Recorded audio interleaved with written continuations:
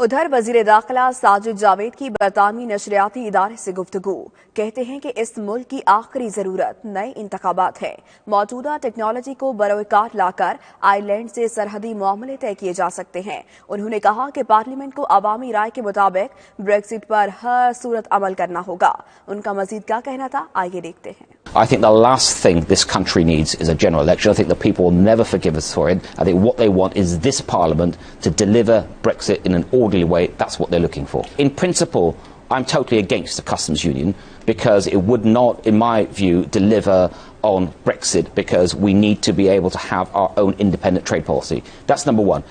Practically, I actually don't think it would get a majority because whilst you might gain some Labour votes, and remember, Labour themselves are split. The other half of Labour say they want a second referendum, which I'm also completely against.